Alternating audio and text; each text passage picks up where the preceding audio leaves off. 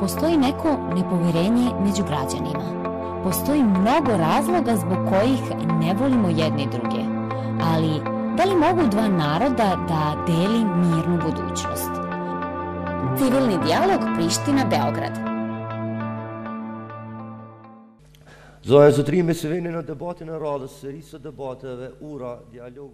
Civilni dijalog Priština-Beograd koji se realizuje od strane INC mreže lokalnih radija u saradnji sa Medija centrom u Beogradu, u Srbiji, televizijom Most iz Bečana i sa drugim kanalom radio-televizije Kosova ovde u Prištini. Projekat čiji je cilj da u dijalog između Prištine i Beograda uključimo civilno društvo i novinare. Inače, ovaj projekat je podržan od strane američke fondacije National Endowment for Democracy. Danas su u sva tri studija naše kolege novinari, pošto je tema debate populistička retorika, da ne kažemo nacionalistička, koju lideri i politički predstavnici iskorišćavaju. A to uglavnom rade posle povratka sa nekih zajedničkih sastanaka u svojim izjavama za unutrašnje potrebe. Zbog već navedenog, u naša tri studija, kao što sam napomenuo, nalaze se novinari. Počevši odavde iz Prištine, gde se nalazi dobro poznati novinar Iljir Mirena. Inače, neko vreme je bio uključen u politiku, a sada je novinar. Iljir, zahvaljujem ti što si pronašao vreme da dođeš.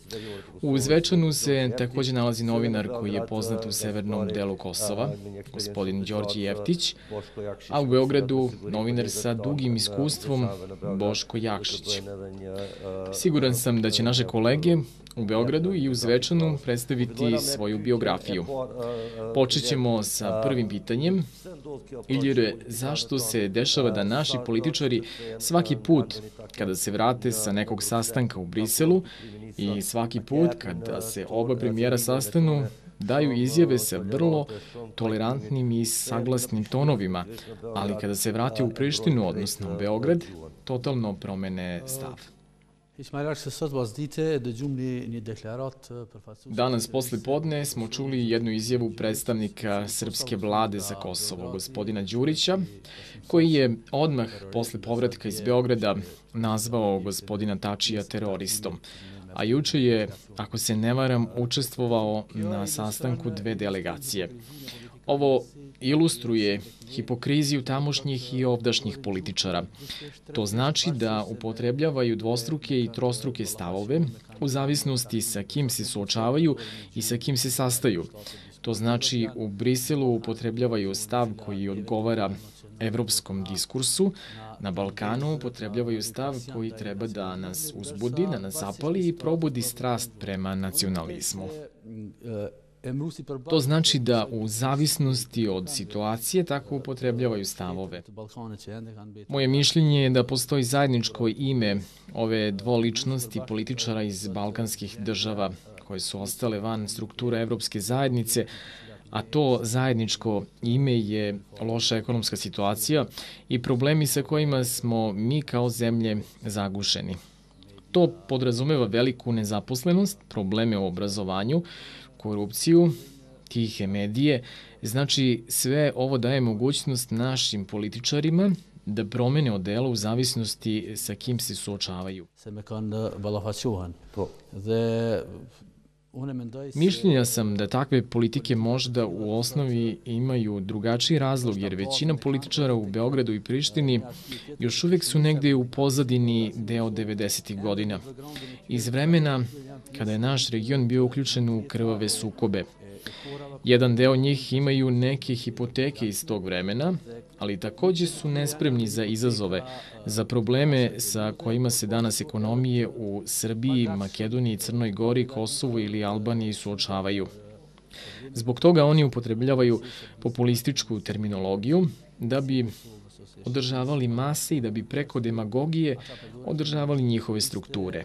To znači da nije tačna ili istinita izjava ili izreka da oni koji su počeli rat treba da donesu i mir. Pre nekoliko dana je bila dvogodišnjica potpisivanja Briselskog sporazuma. Postoji još jedno pitanje, to znači da nije tačna ili istinita izjava ili izreka da oni koji su počeli rat treba da donesu i mir. Nedavno je bila dvogodišnjica potpisivanja Briselskog sporazuma. Postoji još jedno pitanje. Da li naši lideri na Kosovu i u Srbiji zaista žele da normalizuju i poboljšaju odnose ili su i to uradili da bi zadovoljili nekog u Briselu?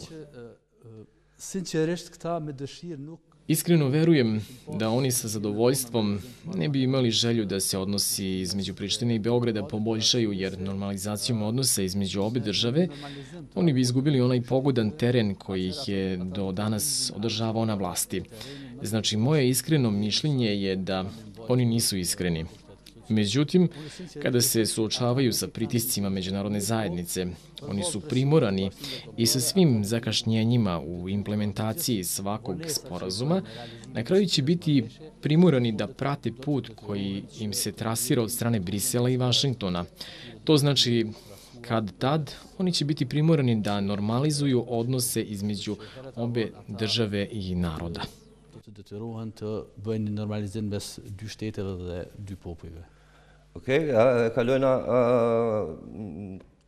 Dakle, slikom i mikrofonom se selimo kod kolege Janjića u Beogradu i sigurno gosti u Beogradu, ali i u Zvečanu imaju šta da dodaju o ovome što je rečeno i takođe očekujemo vaša pitanja.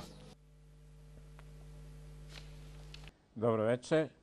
Pa evo Boško, prvo, da li stoji ova ocena da je populizam neko nasleđe ratnih godina, 90-ih i tako dalje, ili je to u neku ruku osnov politike koja se ovde vodi u regionu, a posebno kad je reč o Srbiji i u odnosu Srbije prema Kosovu i tako dalje?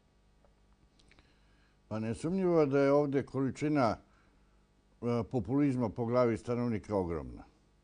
I samo je pitanje, očigledno je da se taj populizam menja i koristi za različite svrhe.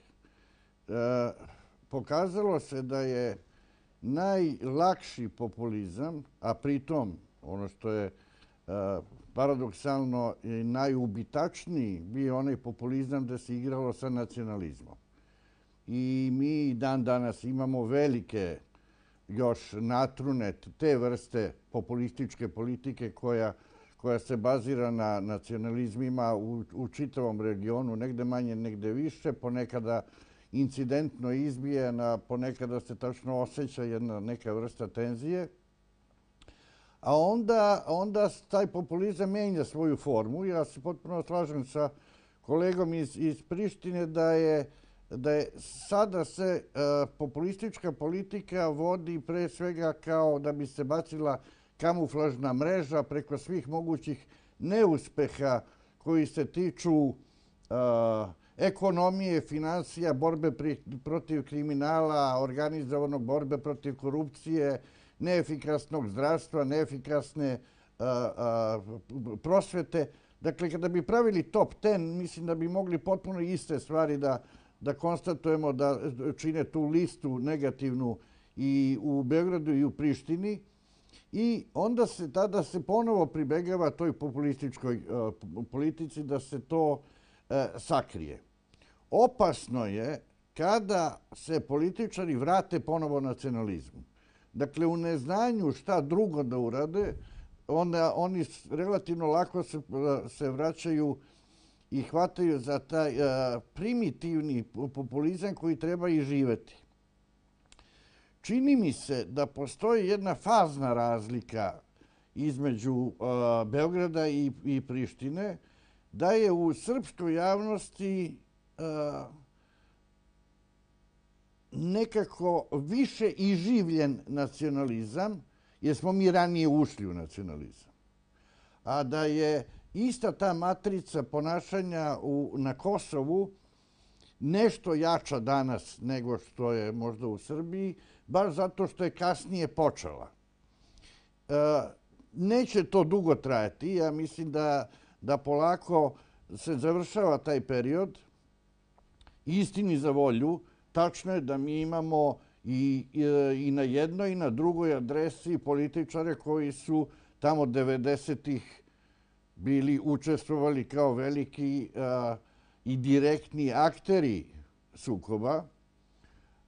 Tačno je da svi oni tvrde da su se presvukli i da su zamenili se kako su zamenili pasoše diplomatskim pasošima, tako su i odela zamenili civilnim. Tačno je isto tako da smo u poziciji da nemamo mnogo izbora, nego da moramo da im verujemo kada oni kažu da su postali veliki evropejci. Tačno je da to pratimo svakodnevno, da vidimo da li to jeste tako.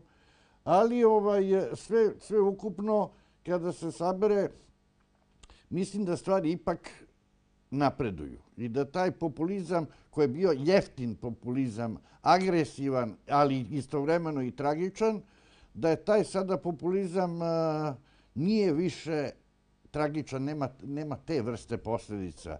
Dakle, to je ono kao kada pričamo o Bosni pa kažemo Dayton je barem zaustavio rat. I ovdje barem rat je zaustavljen, mnoge druge stvari su loše. Sigurno ćemo imati vremena i prilike da i o tome pričamo. Recimo, posmatrano, samo da bacimo onako jednu temu, posmatrano iz mog medijskog ugla,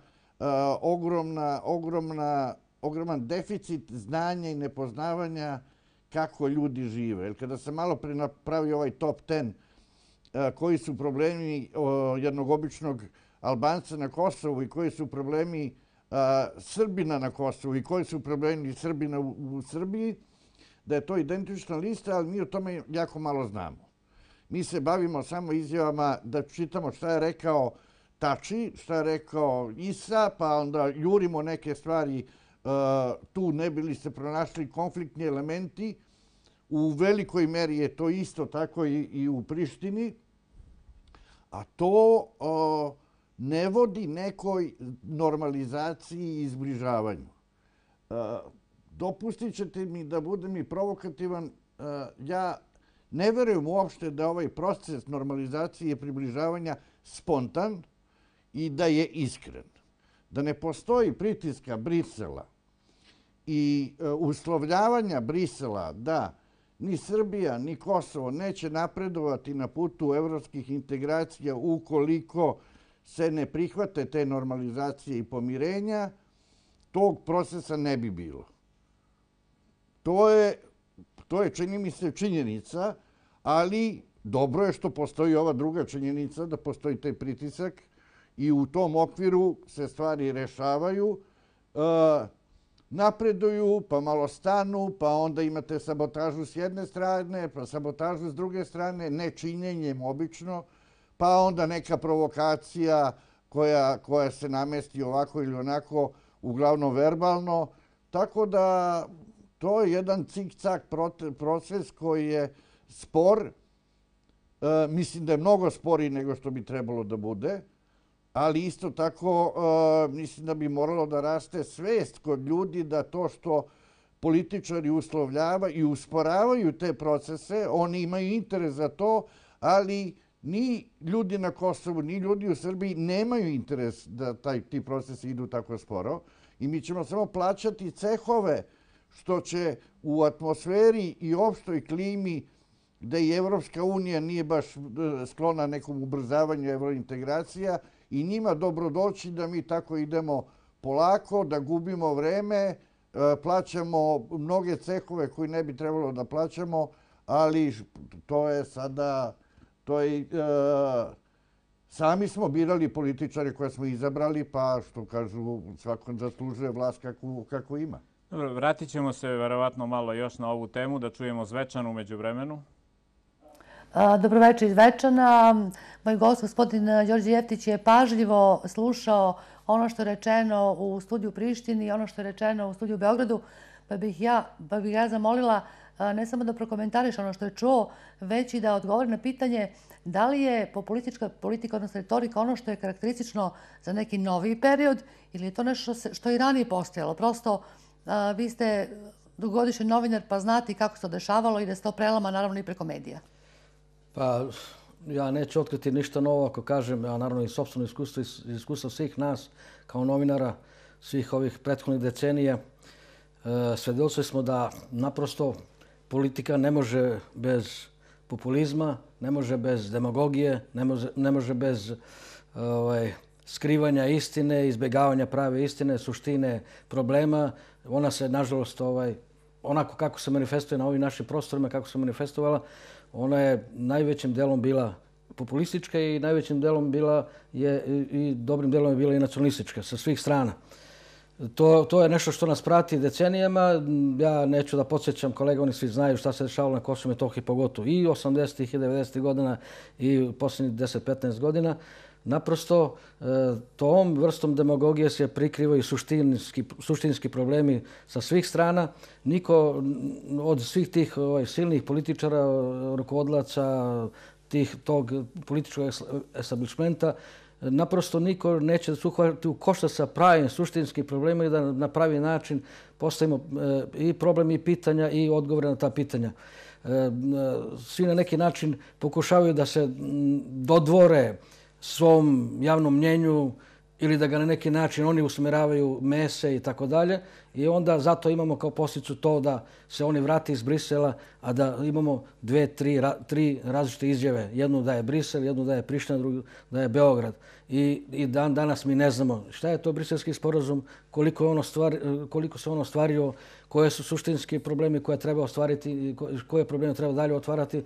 Sve se dakle svodi na jednu vrstu priče koja je ovako usmerena svom javnom mnjenju, svako na neki način gradi sopstvene pozicije i svoj kredibilitet u tom mnjenju kako bi održao vlast ili kako bi dobio što više političkih poena.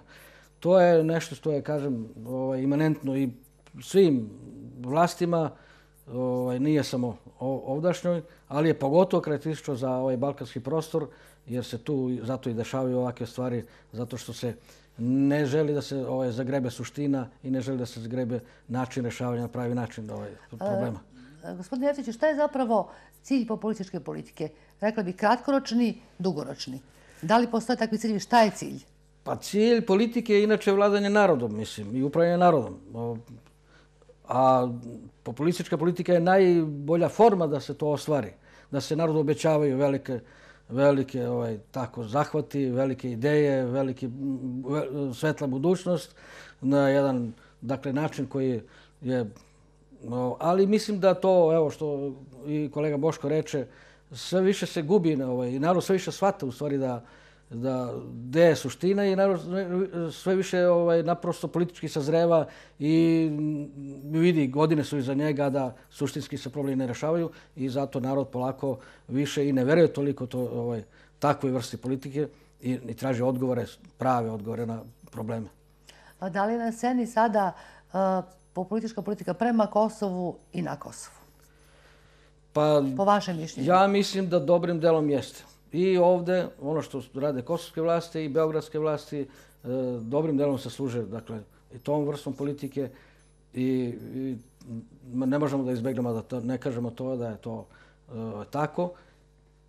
Ali mislim da neće moći dugo i da će oni morati i pod pritiskom Brisela i pod pritiskom međunarodne javnosti i domaće javnosti da se okrenu pravim problemima i da na pravi način rešavaju probleme. A šta su pravi problemi? Pa pravi problemi su ono što je suštinski srpsko-albanski odnosi koji nisu novi, koji traju dosta dugo i koji opterećuju kompletno i jednu i drugu stranu, sve nas i ovdje koji živimo na Kosovu i ovdje koji žive u Srbiji.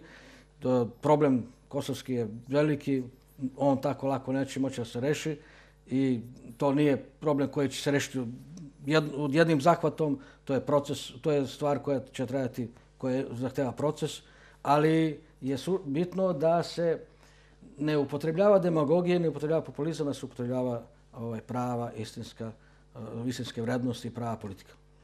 Evo, toliko za sada iz studija u Zvečanu. Mislim da sada se vraćamo u Prištinu, tako? Šta u Prištini kažu na ovo sve? Gospodine Jeftiću u Zvečanu i gospodine Jakšiću u Beogradu. Zoti Jeftić na Zvečana, zoti Jakšić na Beograd. Hteo bih nešto da dodam. Svi se slažemo da ovo nije iskrena normalizacija, jer se to radi zbog pritiska i Brisela i ovaj populizam počinje da gubi važnost. Ali zašto ovaj populizam ne gubi važnost od strane građana, već samo od strane Brisela? Kad će doći to vreme kada narod, građani, civilno društvo, a zašto ne i mediji, ne postiču političare da izjave da je dosta bilo ove retorike. Nismo zainteresovani, nas interesuju oni problemi, kao što je rekao gospodin Jakšić u Beogradu, koji su potpuno isti kao problemi jedne albanske porodice na Kosovu, srpske porodice u Mitrovici, srpske porodice u Beogradu, gde im je prioritet obrazovanje deteta i kad ne može da ide u dobru bolnicu, to su manje više problemi koji su problematični i isti u celom regionu.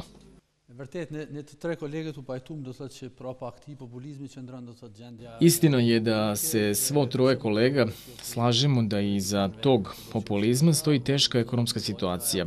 I zašto političari upotrebljavaju to gde god bili? Jer to znači održavanje njihovog državnog aparata i kako bi imali kontinuitet njihove vladavine. Tvoje pitanje je zašto se ne rađa neki otpor, da ga tako nazovemo, ili veće angažovanje građana?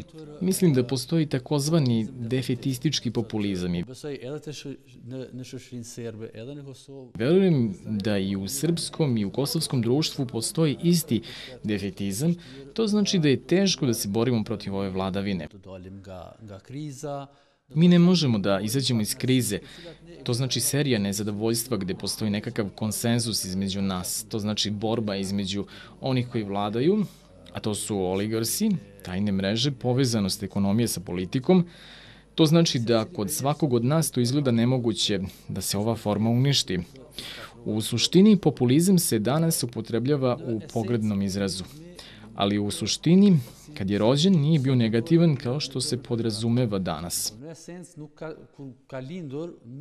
Rođen je u Americi pred kraj 19. veka sa Narodnom partijom, koja se tada tako nekako zvala, i interesantno je da je taj isti pokret ustao protiv oligarha, biznismena koji su počeli da koriste svoju moć u okviru politike Sjedinjenih Američkih Država, dok se mi danas, posle više od jednog veka, suočavamo sa istim problemima.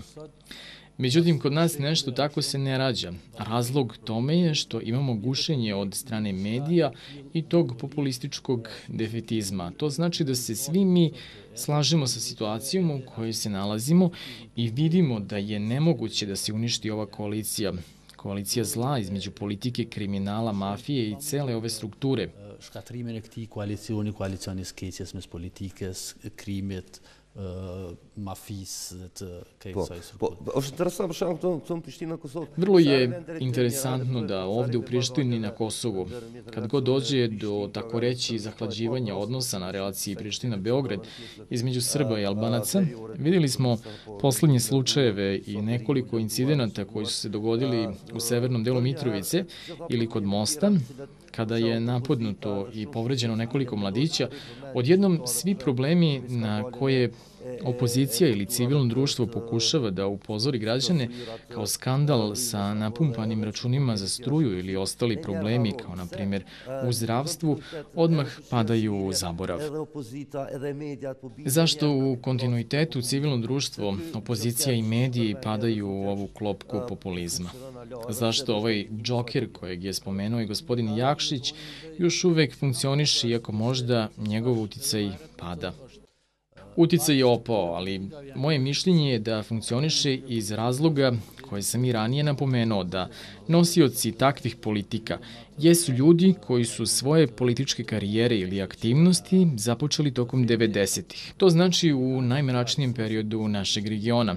Iako kažemo da su aktualni političari u Srbiji i Prištini majstori za pokretanje nacionalne strasti, a najbolja ilustracija su protesti koji su u januaru organizovani u Prištini od strane nevladinih organizacija, samoopredeljenja i opozicionih partija.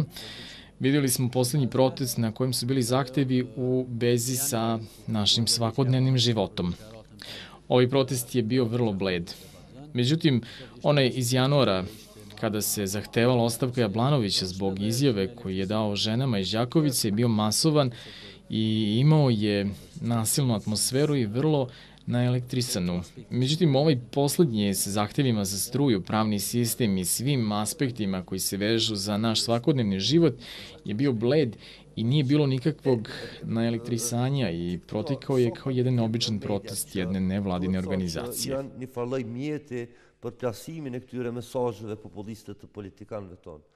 U svemu ovome koji je uticaj medija za koje se može reći da su neka vrsta alata za plasiranje ovih populističkih poruka naših političara.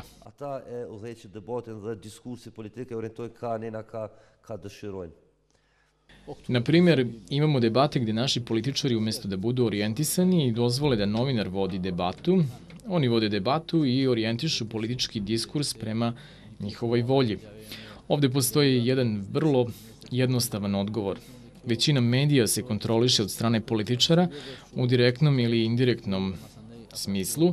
Većina medija je povezana sa biznisom, biznis je povezan sa politikom i zbog toga je tako, zato su tada gledalcu atraktivnije ove lake teme, limunade, nacionalizam i to znači da je ceo problem u uticaju. Iako je u današnje vreme lakše prodirati, danas niko nema monopol na informaciju. Međutim, posledice ove nemonopolizacije informacije je da imamo mnogo fragmentovane informacije, zato često one ne šalju njihovu poruku. Danas imamo društvene mreže. Na Kosovu imamo stotine internet stranica, nekoliko stotina televizija i radio stanica. Međutim, ovo fragmentovanje, tako reći, izbledilo težinu medija. Imamo nekoliko glavnih medija koji imaju glavni uticaj, ali često se prava ili interesantna vest gubi u ovim društvenim mrežama i zamenjuje se sa nekim skandalom. Na primer, imamo slučaj sa medijima na Kosovu i oni koji se pomno prate u Beogradu gde je glavna vest incident između dva mladića, a ne u nekoj velikoj predstavi koja je realizovana u Beogradu i sada se seli u Prištinu gde su po prvi put pozorišne zvezde Kosova i Srbije u režiji jednog velikog glumca Mikija Manojlovića. Realizovala je tu predstavu, ta vest je prikazana, ali negde pri kraju. Izgleda da je loša vest atraktivnija i vest koja se lako konzumira. To znači da za jedan izveštaj ili pregled o Manojlovićevoj predstavi, gde je današnji čitalac koji se gubi u Facebooku i internet stranicama se usteže da čita o tome, lakše mu je da čita o nekom konfliktu koji se dogodio u Mitrovici i sazna razlog u 2-3 rečenice nego da čita ovakvu vest. Međutim, ovu vest je objavio Guardian na naslovnoj stranici. O ovoj temi bih hteo da nastavim i sa kolegom u Beogradu. I naravno, ako imaju neki komentar o ovome, što je rečeno o uticaju medija da pokrenu i jačaju ove populističke retorike koju naši političari nastavljaju da koriste kako u Srbiji, tako i na Kosovu i u severnom delu Kosova. Beograd. Hvala. Boško je imao komentar na prethodne neke... Pa da, evo, ja ću pokušam da budem i kraće, jer bi mi se više dopadalo da ima dinamike, da malo razmenjujemo u ovom trouglu i mislija, da ne bude 3 puta po ex katedra iz svakog studija. Dakle, ono gde sam teo da reagujem, zašto civilno društvo ili narod ili mediji, otprilike zašto svi mi ne utičemo više na taj proces pomirenja, da otprilike mi sada delimo packe političarima. To lepo zvuči, ali čini mi se da je suviše idealistički. Dakle, ja ne verujem u teorije spontaniteta, ne verujem da ni ratovi se do njih dolazi spontano, nego dolazi veoma racionalno zbog sukoba interesa pa dogora i do rata, a i mirenje mora da bude, se ne događa spontano, nego je to jedan kanalisan proces. Ja zaista verujem da Francuzi i Nemci ne bi bili u današnjim odnosima da nisu imali Konrada Adenauera i Charlesa de Gaulle'a. Dakle, koincidenciju ličnosti koji su prepoznali šta znači pomirenje istorijsko, šta znači ujedinjavanje i koliko je to dobro za jednu i drugu zemlju. Na osnovu toga se već nameće zaključak da tim procesima upravljaju političari. Sada, mi ovde na Balkanu smo zaista tradicionalno sumnjivi prema svim političarima i baš ne volimo da im verujemo, ali mislim da, nažalost, ili na sreću, to sve zavisi od toga kakve političare imamo, njima moramo da prepustimo da upravljaju i komanduju tim procesima pomirenja. Od njihove pameti, od njihove širine, od njihove tolerancije, zavisi kako će to i kojom brzinom ići ili neće ići. Mi možemo neke stvari da uradimo, ali to su periferne i manje više kozmetičke. Ne bih ih podcenio. Ne bih, znači, ako govorimo sada o ulozi medija, ne bih podcenio da mediji ne mogu da doprinesu to jednoj opštoj atmosferi. Mogu, ali ćemo odmah vrlo brzo doći, ako postoji sklonost. Moj prijatelj Agrom Bajrami i ja vrlo često se dogovorimo i dok sam bio još aktivan u politici, razminjivali smo tekstove, njegov uvodnik izađe u politici, ne znam, moj tekst izađe u Kohi, što je bilo dobro da se saznaju malo više razmišljanja druge strane, da tako kažem. Ali to ima svoje domete. Imate tabloide i gomilu novina koji jednostavno to ne želi. Imate političare koji to ne žele, a ustanovili smo i složit ćemo se da je uticaj političara i dalje mogli nedopustivo visok na medije i ovde i tamo. Tako da to već ograničava tu ulogu normalizatorsku. Vraćamo se, odmah da zaključim, vraćamo se na političare, to od njih najviše zavisi, a srećna okolnost je da oni najviše zavise od onih koji drže komande odlučivanja u Briselu. Mi smo sa promenom vlasti pre 3 godine ovdje imali izvesnu promenu, rekao bih, razumevanja kosovskog problema i pristupa kosovskom problemu, koja je pozdravljena u Briselu. Međutim, imam utisak da to nije praćeno, recimo, snižavanjem neke populističke retorike, makar je takav utisak ni na medijskoj sceni, ni na političkoj sceni. Izjave su i dalje vrlo zapaljive. Da li to znači da društvo u Srbiji ne može da vodi politiku prema Kosovu, još nije spremno da vodi politiku prema Kosovu koja neće imati bitno obeležje populističko? Da li je moguće uopšte više pragmatizma u ovom trenutku? Pa pošto smo mi dali sebi zadatak da reč populizam sad da bude onako kao vodeća reč ove debate, čini mi se da je ubacujemo i tamo gde treba i tamo gde ne treba, ili u količini u kojoj ona... Ne mislim da u ovom trenutku, recimo, reč populizam je ključna reč za obeležavanje srpske politike ili politike ove vlasti prema Kosovu. Ona jeste i ona važi tamo na vrhu, tamo gde se i dalje ponavlja ona čuvena fraza Beograd nikada neće priznati Kosovo, što je jedna retorika na koju, ja mislim, niko normalan ne obraća baš mnogo pažnje. To je deo nečega tog populizma da, evo, držimo se tu, ali sve drugo što se radi je prvo velika promjena u odnosu na prethodnu vlast. Znamo kako, da ne ulazimo sada i zašto se to dogodilo, da bivši radikali ostvaruju takve stvari. To se događa u zemljama, ne samo ovde. I mislim da tu nema nekog populizma. Čak nema ni objašnjavanja i mi malo toga znamo šta se događa. Niko neće ni populistički da pokuša da objasni šta znači telefonski broj Kosova, šta znači automobilske tablice, šta znači neke male stvari koje svi dobro znamo, ili barem oni koji se malo time bavimo, da je to sve elementi i znaci suvereniteta Republike Kosovo. Sad to se ovde prećutkuje. Da se populistički, možda imamo populističko ćutanje u odnosu na populističku priču od ranije, onda bi se složio da možda imamo zaista više populističke šutnje nego govora. Mislio sam na to da se stvari, dakle, u praktičnom smislu menjaju, ali da se i dalje pokrivaju istom vrstom retorike. Dakle, ostaje ili se ćuti se o toj stvari, ali se na drugoj strani pojača retorika malo... Pojača se samo to kada zatreba, nikada nećemo... Ali to se ne ponavlja onako onom frekvencijom kao što je to bio slučaj pre 5-7 godina.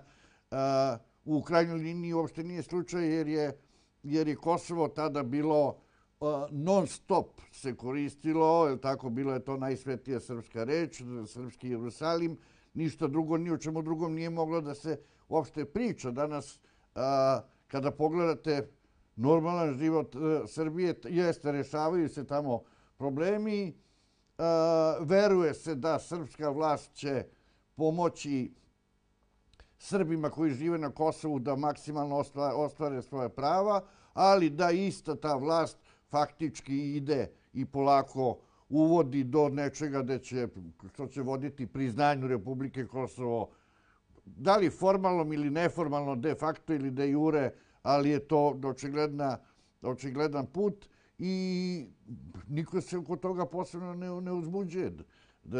Danas se ovde kao i na Kosovu mnogo više ljudi hvataju za džep i odatle proističu svi njihovi problemi. Da li se ova promjena osjeća i na Kosovu, bilo da je reč o severu, bilo da je reč o Prištini? Ova promjena o kojoj smo sada govorili.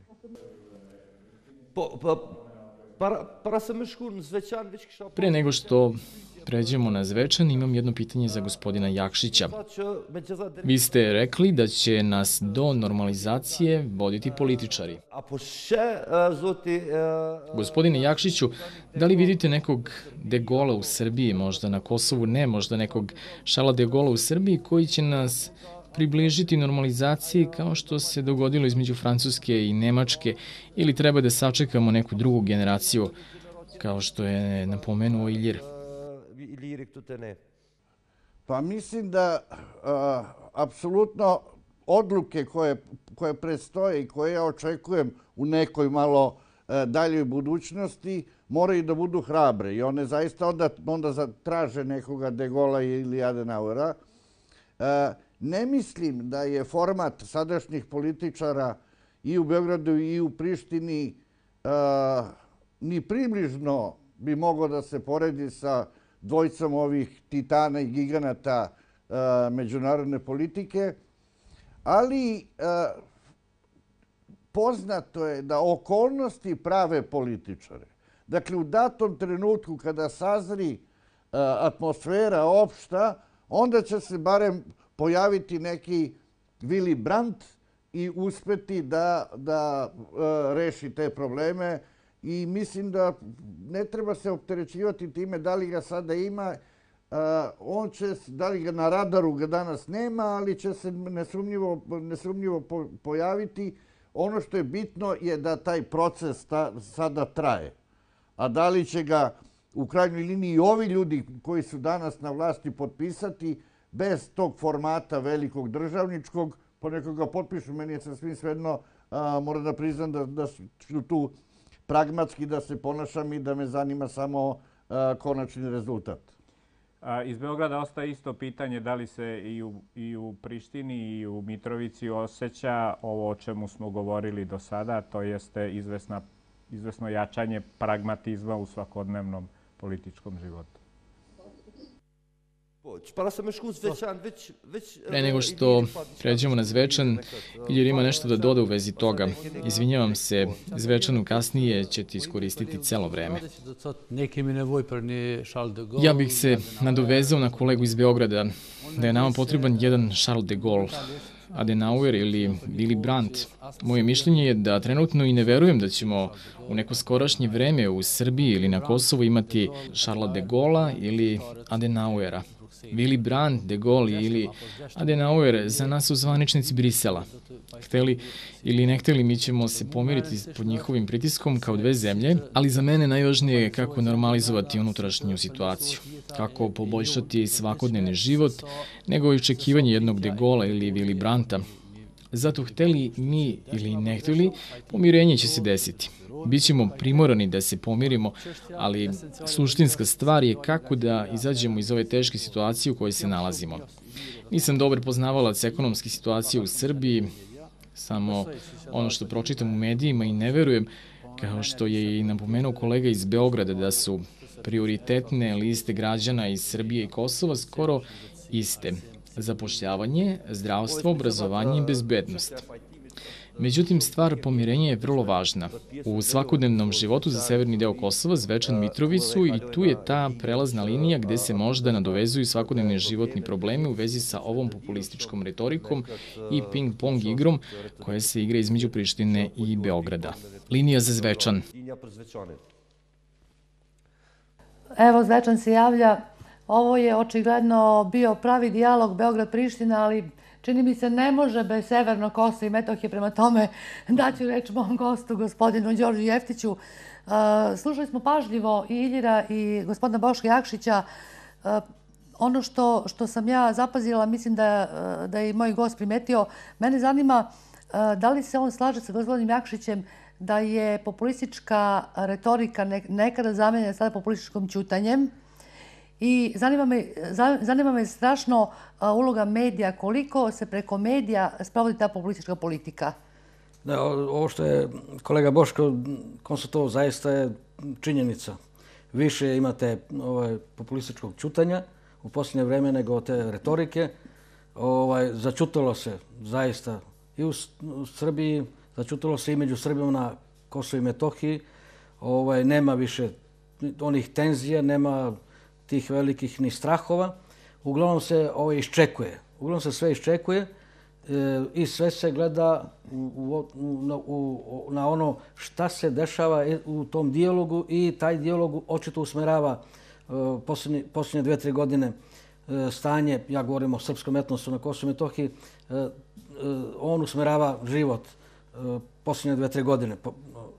Tako da nema više krupnih tema, ljudi se okreću najživotnijim temama i problemima i uglavnom da li ima posla, da li ima vode ili nema vode. Mi u toj velikoj retorici, recimo, izuzetno se malo zna, ja manje znam u albanskom javnom mnjenju i ono što se dešava u Prištini i drugim delovima gde živi albansko stanovništvo, ali znam gde živi, pogotovo na centralnom Kosovu, pošto ja odozdo potičem. Niko nije znao za ove 3-4 godine da li u Gračanici ima vode, da ima po ceo dan restrikcije od 10 izutra do 7 uveče, da li ima struje dovoljno. Ja, kod mene, recimo u mom selu, malo, pa restrikcija po 3-4 sata, po 3 sata, 3x3, kako se ono kaže. To niko van te sredine nije znao, niti danas zna te najobičnije životne probleme. Uglavnom se to svodilo na velike teme, na temu Kosovo će biti deo Srbije ili neće biti deo Srbije, Kosovo će biti nezavisno ili neće biti nezavisno. I Priština je na svoj način govorila ono što Boško kaže za srpski deo, za Beograd, ne damo Kosovo i tako dalje. Priština je stalno govorila nema povratka nazad, Kosovo korača u nezavisnost, gotove, priznaće ga međunarodna zajednica i tako dalje.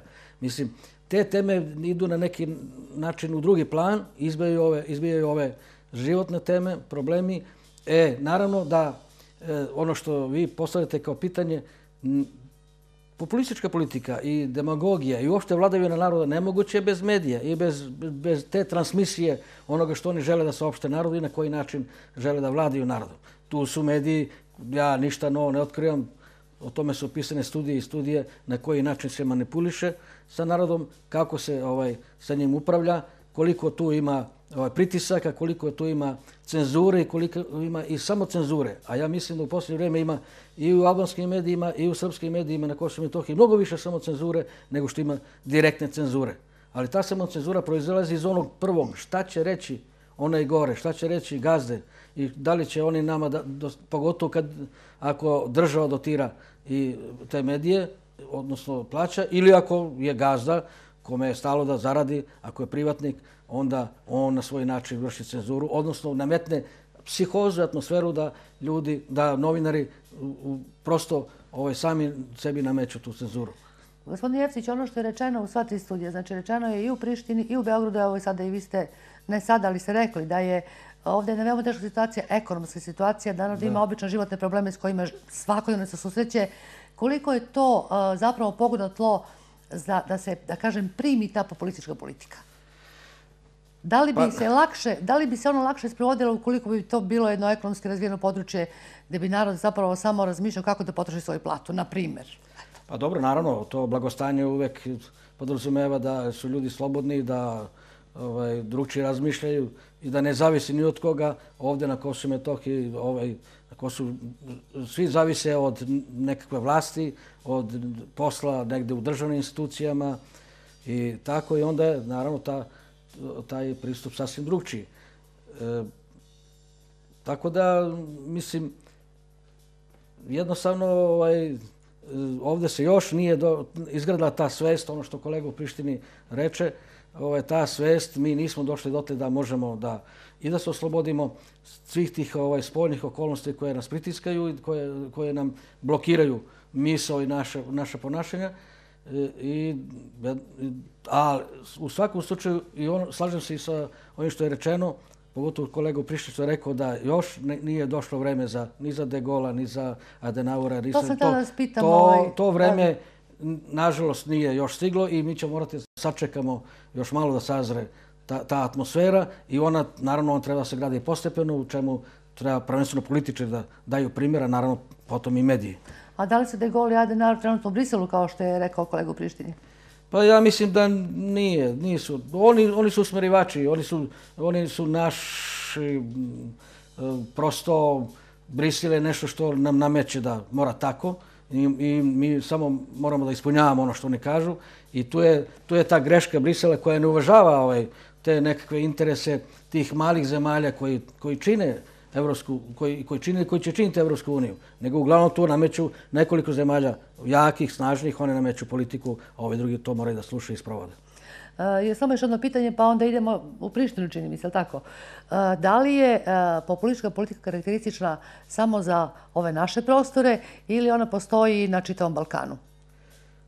Ona postoji na čitavom Balkanu i Balkan je zaista izuzetno dobro i plodno tle za populističku politiku. Uostalom, to su pokazali svi prethodni događaji, svi sukobi koji su se dešavali, ratovi, i oni su se vodili na to i demagogiji, na nacionalističkom populizmu, na to građana, moja nacija je ugrožena i neki drugi su krivi i svuda je to bilo kritično. Evo, pođete i od Slovenije, Hrvatske, i Bosne, Kosova. Evo, dešavaju se stvari u Makedoniji. Juče smo imali incident koji različito se interpretira i koji se svodi, koji se koristi za te neke demokratske pristupe. Evo idemo u Prištinu. Da li se slažete sa ovim što je rekao moj gost? Po, iler dëgjuat pra komentin dhe pyetjen nga TV Most. Iljer, čuli ste komentar i pitanje iz televizije Most iz Zvečana. Ovome bih dodao još jedno pitanje i to će biti poslednje pitanje za sve kolege. Da li je istina da više ne postoji opasnost od ovog populizma, kao što je napomenuo gospodin Jakšić iz Beograda, koji je rekao da to svakog dana sve više bledi i da više neće biti ratova. Iako se možda i 80. godina mislilo da neće biti ratova, ali vidjeli smo da se dogodilo tokom 90. godina. I umjesto da imamo populističku buku, imamo nekakvu populističku tišinu. Također sam uočio njihov naziv, filozofiju, pokret i neku vrstu banalnog nacionalizma, koji, na primjer, kada se prikazuje vremenska prognoza na kosovskim medijima, prikazuje se jedan deo Makedonije, posebno nakon ovih posljednjih incidenata, pa Preševska dolina. Također, kad beogradski mediji prikazuju vremensku prognozu, kosovska teritorija se prikazuje kao deo njene teritorije. Koliko su one opasne da u budućnosti bude nekog rata ili su ratovi ovdje završeni? Sa janë këto të rrezikshme për që në të ardhme të sillen drejt një lufte apo luftat këtu kanë përfunduar? sigurisht janë të rrezikshme, sidomos për Zasigurno da su opasni posebno za mlađe generacije, jer posleratne generacije su generacije koje će uskoro imati pravo glasa. Znači, oni koji su rođeni posle 2000-te, zato oni nemaju krvava iskustva iz 90-ih godina. Zato će nacionalistički nagon u mnogim zemljama sveta i sa istorijskog aspekta je uočeno da je vrlo lako potpaljiv. Međutim, ono što obećava je da neće biti ponavljanje istorije na najokrutniji način koji smo doživjeli. To znači da naš region postepeno postaje deo onih odbrambenih mehanizama koji su neka vrsta amortizera svog nacionalizma i takvih banalnih politika koje su nas kao region koštale mnogo. Ali kao što sam napomenuo, opasnost uvek postoji. I to smo vidjeli u slučajevima kada su odigrane fudbalske utakmice, koncerti i na različitim manifestacijama.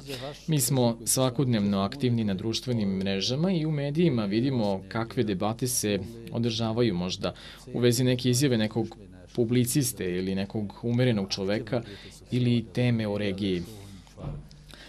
Zato opasnost, nada i vera, i ako ne uložimo stalne napore da budemo deo Evropske unije i NATO-a, onda šanse postaju sve bleđe i manje. I verujem da će i naš region imati neku vrstu kontrolisanog nacionalizma koji, na primjer, imamo danas pred izbore u Velikoj Britaniji, Holandiji ili skandinavskim zemljama. To znači nacionalizam koji se na neki način održava. Istina, mi pominjemo Evropu koja je takođe u krizi.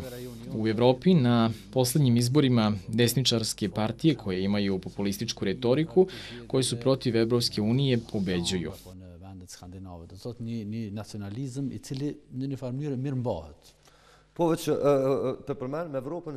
Šta ako ovaj projekat Evropske unije ne uspe? Postoji li tad mogućnost da na Balkanu, u našem regionu, ponovo dođe do prolivanja krvi? Hipotetički, prema mom mišljenju, ponovno pojavljivanje nacionalističkih pokreta u Evropi je posledica krize iz 2008. godine. To znači finansijska kriza. Veliko razočarenje koje se tada dogodilo i koje se nadovezuje sa grčkom krizom, to je još uvek refleksija toga. Lično ne verujem u takav mračan scenariju. Međutim, istorija je uvek znala da nas ubedi u suprotno. Nikad ne reci nikad. Zato nikad ne možemo zasigurno znati. Međutim, mislim da će se održati ovi postojeći odnosi, jer je u pitanju sama bezbednost Evropske unije.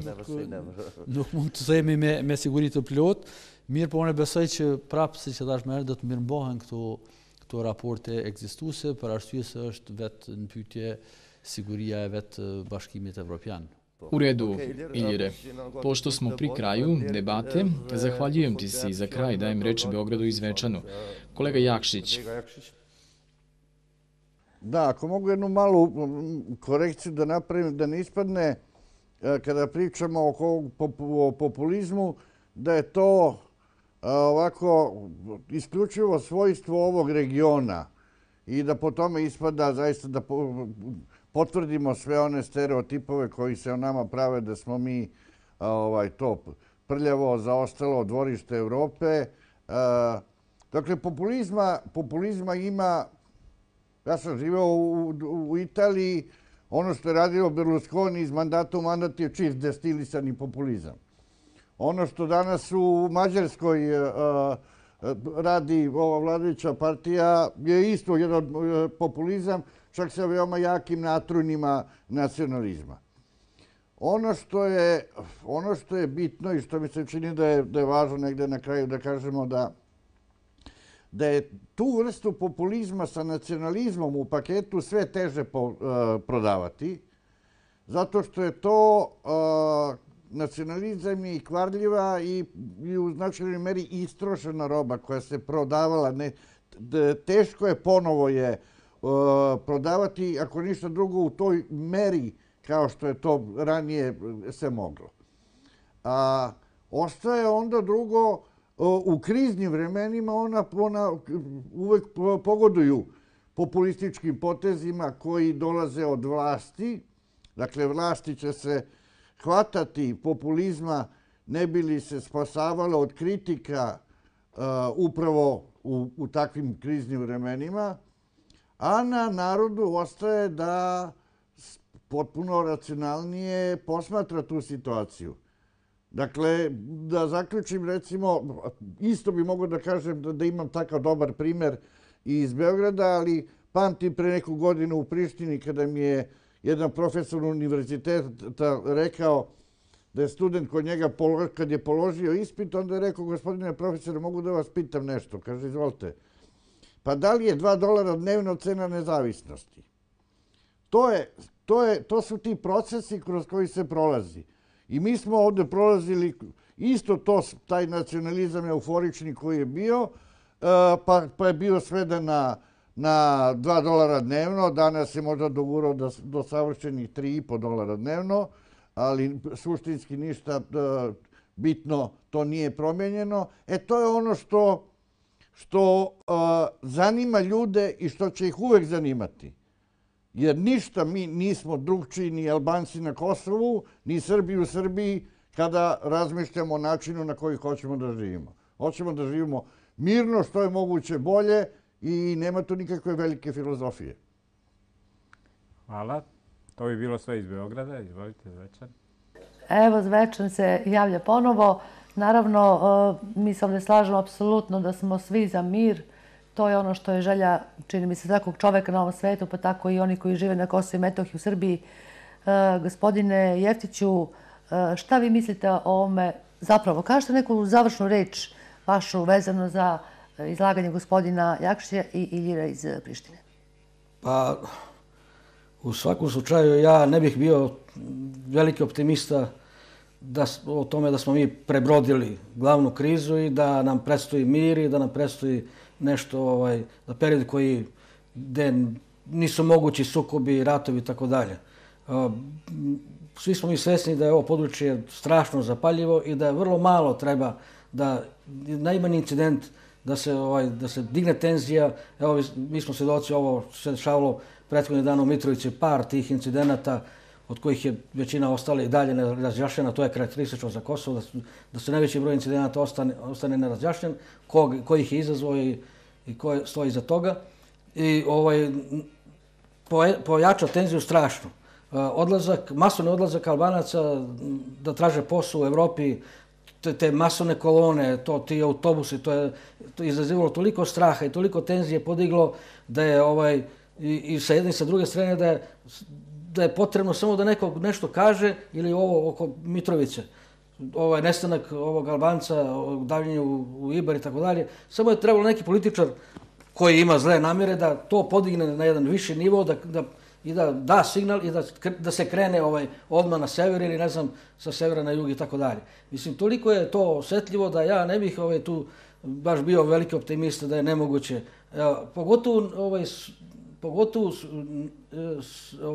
te tenzije dižu tako velike teme, velike obećanja kao što smo imali prethodnih meseci da Albanci svi treba da žive u jednoj državi pa treba da se ujedine i da to će biti vrlo brzo i tako dalje. To istovremeno ruši koncepciju 4-5 država drugih u okolini i to znači ta velika tema ne može da se ostvari bez sukoba i bez ratova, nažalost.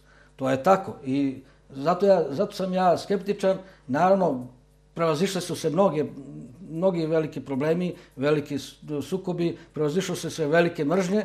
Sad idemo ka stišavanju, ali treba da budemo svi obazrivi, treba da budemo svi svesni da svako na svoj način i u svom domenu treba da doprinese tome. Da se stvara mir, jer mir grade svi, ne samo jedna strana ili ne samo vrhovi, naši politički vrhovi, nego mir se gradi i u međusobnim odnosima i ponašanjima i kroz pozorišne predstave o koje je bilo reči i kroz druge predstave i kroz susrete jedne i druge strane. Toga za sada još, nažalost, nema ili ih ima u tako simboličnom obliku. Ja vam zahvaljujem na gostovanju i uz poruku i želju da će ipak prevladati razum na ovim zapaljivim prostorima, pozdrav iz Zvečana. Veliko hvala televiziji Most i ja nemam šta da dodam na ovu posljednju izjavu koleginici. Zahvaljujem se kolegama i gostima iz Zvečana, gospodinu Jeftiću, u Beogradu gospodinu Jakšiću i u Prištini gospodinu Mireni. Ovo je bila još jedna u nizu debata u okviru civilnog dijaloga Priština-Beograd. Zvečan, koji se realizuje od strane INC mreže lokalnih radija i u saradnji sa drugim kanalom Radio Televizije Kosova, Medija centrom u Beogradu i sa televizijom Most iz Zvečana. Vidimo se sledeće nedelje. Laku noć.